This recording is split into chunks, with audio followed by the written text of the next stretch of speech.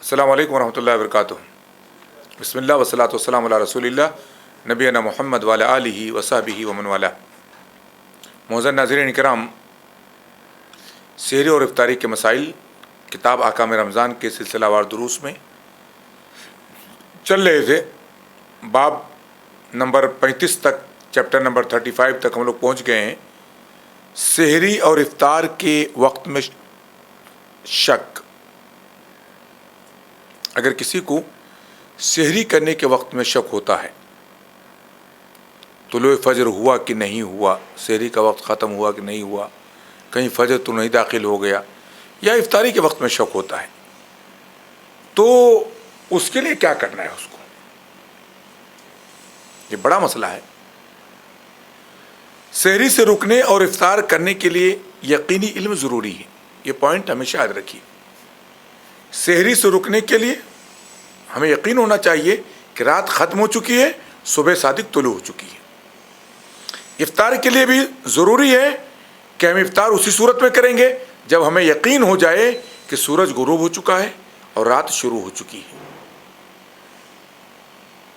لیکن اگر روزہ دار کو سحری یا افطار کے وقت میں شک ہو جائے تو کیا کرے؟ سوال یہاں پر ہے، کرنا کیا ہے؟ اس کو ڈاؤٹ ہو رہا، اس کو رات ختم ہوئی کہ نہیں ختم ہوئی، یا فجر طلوع ہو گئی کہ نہیں طلوع ہوئی، یا سورج غروب ہوا کہ نہیں غروب ہوا، ڈاؤٹ ہے، بھی اس کو شک ہے کہ سحری کا وقت باقی ہے یا ختم ہو گیا، یا شک ہو جائے کہ افطار کا وقت ہوا یا نہیں۔ ایسے وقت میں کرے کیا؟ اب کیا کرنا ہے اس کو؟ اس مسئلے میں شرعی قاعدہ یہ ہے کہ روزہ دار کے لیے رات میں کھانا پینا جائز ہے۔ یہ کلیئر معاملہ ہے، یہاں تک کہ اسے طلوع سحر کا یقین ہو جائے، اسے یقین ہو جائے کہ فجر طلوع ہو چکی ہے، صبح صادق طلوع ہو چکی ہے۔ اسی طرح اس کے لیے دن میں کھانا پینا حرام ہے، یہاں تک کہ غروب آفتاب کا یقین ہو جائے کہ آفتاب غروب ہو گیا ہے، اب وہ کھا پی سکتا ہے۔ رات شروع ہو گئی، رات کے آخری وقت تک، سحر تک وہ کھا پی سکتا ہے۔ اللہ تعالیٰ نے فرمایا وَكُلُوا وَاشْرَبُوا حَتَّى يَتَبَيَّنَ لَكُمُ الْخَيْطُ الْأَبْيَضُ مِنَ الْخَيْطِ الْأَسْوَدِ مِنَ الْفَجْرِ ثُمَّ أَتِمُّوا الصِّيَامَ إِلَى اللَّيْلِ۔ اللہ نے کہا کھاؤ پیو، اور کھاؤ پیو یہاں تک کہ صبح کا سفید دھاگا یہاں تک کہ صبح کا سفید دھاگا یعنی رات کے سیاہ دھاگے سے واضح طور پر الگ ہو جائے۔ یہاں تک کہ سفید دھاگا کالے دھاگے سے الگ ہو جائے، مطلب کیا؟ کہ صبح کی سفیدی، صبح کا طلوع ہونا رات کے ختم ہونے سے بالکل کلیئر ہو جائے کہ صبح ہو چکی ہے، صبح صادق طلوع ہو چکی ہے۔ پھر رات تک اپنا روزہ مکمل کرو، رات تک یعنی غروب شمس تک، ابتدائی رات تک۔ عدی بن حاتم رضی اللہ تعالیٰ عنہ سے روایت ہے، فرماتے ہیں جب یہ آیت کریمہ نازل ہوئی، یہاں تک کہ تمہارے لیے کالا سفید دھاگا کالے دھاگے سے واضح ہو جائے، خیط عربی میں دھاگے کو کہتے ہیں، ابیض سفید دھاگا، اسود کالا دھاگا۔ حضرت عدی بن حاتم کہتے ہیں جب آیت کریمہ نازل ہوئی حتی یتبین لکم الخیط الابیض من الخیط الاسود، تو میں نے ایک کالا دھاگا اور ایک سفید دھاگا لیا اور دونوں دھاگے اپنے تکیے کے نیچے رکھ لیے، پھر رات بھر انہیں دیکھتا رہا، لیکن مجھ پر کچھ بھی واضح نہیں ہوا، نہ سفید دکھ رہا ہے نہ کالا دکھ رہا ہے، دونوں ایک جیسے دکھ رہے، کچھ نظر ہی نہیں آ رہا ہے۔ رات کی تاریکی میں کیا نظر آئے گا؟ آپ صلی اللہ علیہ وسلم جب صبح ہوئی تو میں اللہ کے رسول کی خدمت میں حاضر ہوا۔ عدی بن حاتم کہتے ہیں میں اللہ کے نبی کے پاس گیا اور میں نے آپ سے تذکرہ کیا کہ اللہ کے نبی صلی اللہ علیہ وسلم یہ کالا دھاگا سفید دھاگا ہے کیا؟ میں دو دھاگے رکھے تھے تو صبح تک وہ دکھ ہی نہیں رہے کون سا سفید ہے کون سا کالا ہے۔ تو اللہ کے نبی صلی اللہ علیہ وسلم نے کیا فرمایا؟ یہاں سفید دھاگے اور کالے دھاگے سے مراد رات کا اندھیرا اور صبح کا اجالا ہے۔ رات کا اندھیرا اور صبح کا اجالا مراد ہے، اس سے دھاگا مراد نہیں ہے۔ تو اللہ کے نبی صلی اللہ علیہ وسلم نے واضح کیا، صحیح بخاری اور صحیح مسلم کی روایت ہے۔ اس سے معلوم ہوتا ہے کہ کالا دھاگا کیا ہے؟ رات کا جانا۔ سفید دھاگا کیا ہے؟ صبح صادق کا طلوع ہو جانا۔ اس آیت میں اس بات کی دلیل ہے کہ رات کے ختم ہونے اور صبح کے شروع ہونے کا یقینی علم ہونے تک کھانا پینا جائز ہے۔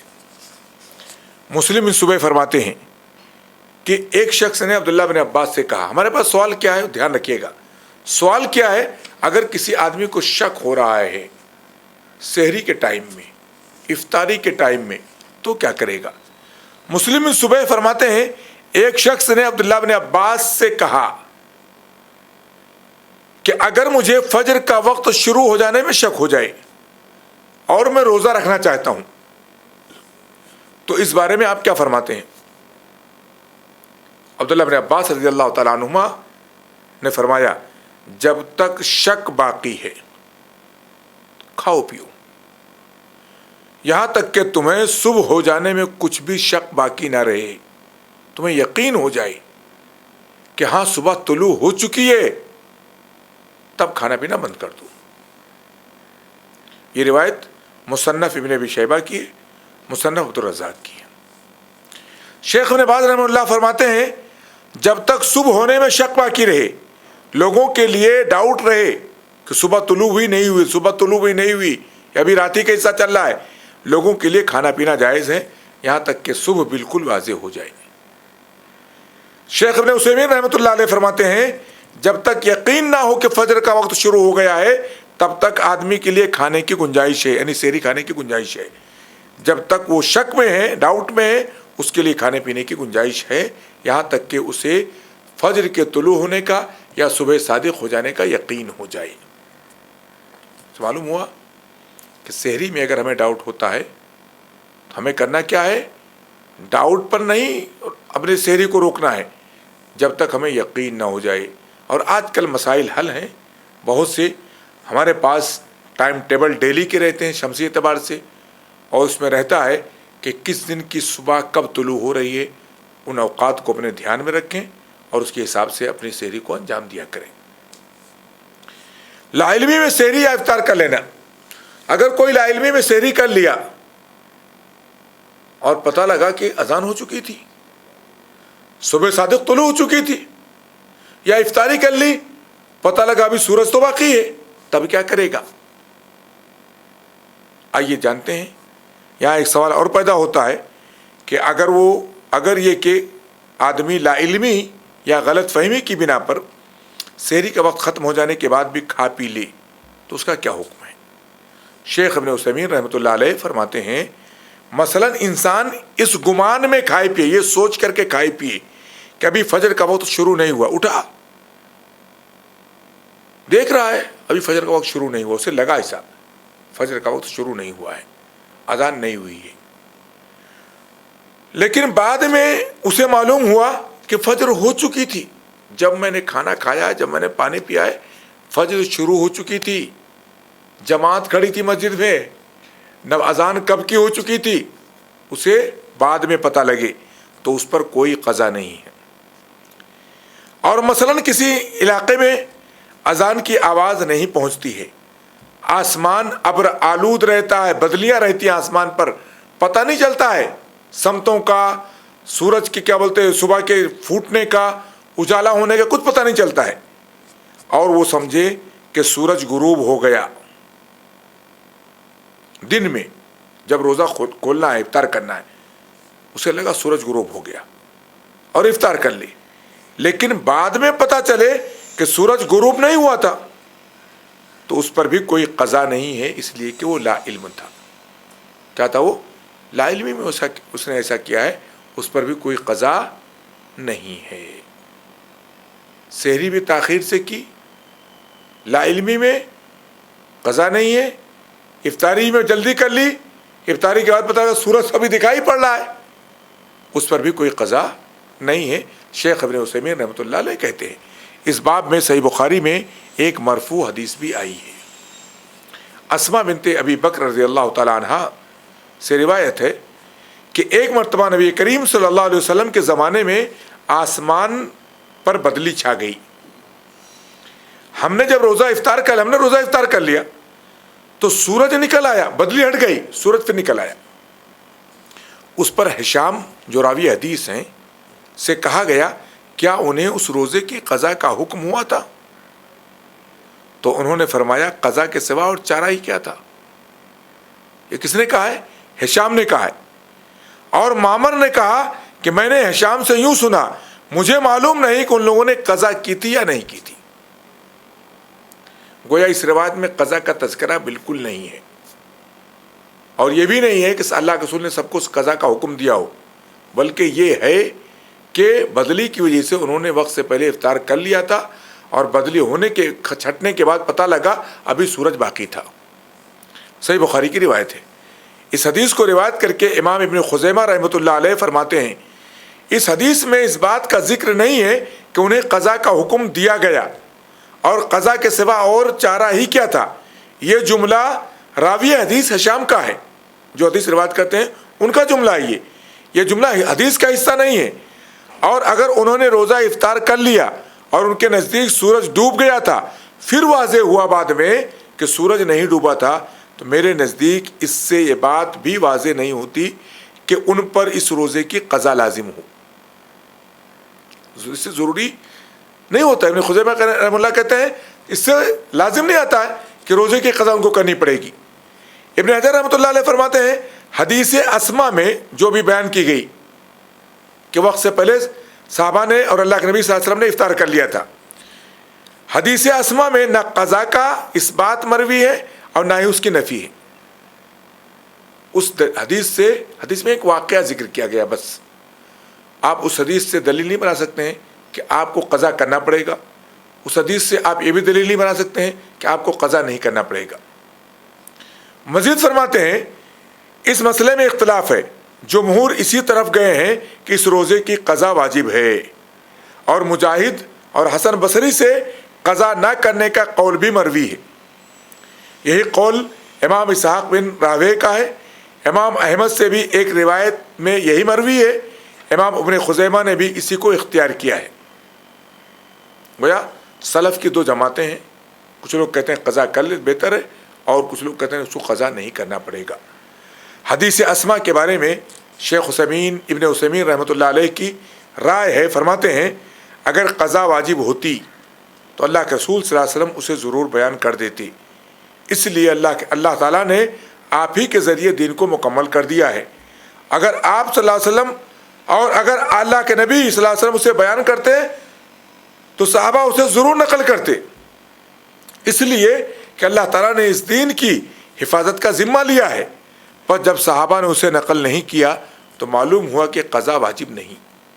یہ ابن عثیمین رحمہ اللہ کا استدلال ہے کہ جب صحابہ سے اس طرح روایات نہیں ہیں کہ اللہ کے نبی صلی اللہ علیہ وسلم کا صحابہ کا روزہ وقت سے پہلے ہو گیا تھا شک کی بنیاد پر، تو نتیجہ یہ ہوا کہ بعد میں اللہ کے نبی نے حکم دیا۔ جب ایسی کوئی روایات نہیں ہیں اور یہ اس طرح معاملات دین کا حصہ ہیں، دین نبی کے زمانے میں مکمل ہو گیا ہے، دین کی تکمیل نبی کے زمانے میں ہو گئی ہے، تو کوئی بھی ایسا مسئلہ جو امت پر فرض ہو، لازم ہو، اور وہ ہمارے علم میں نہ آئے، وہ بیان نہ ہوا ہو، ایسا نہیں ہو سکتا ہے۔ یہ ابن عثیمین رحمہ اللہ کا طرز استدلال ہے جو انہوں نے کیا ہے۔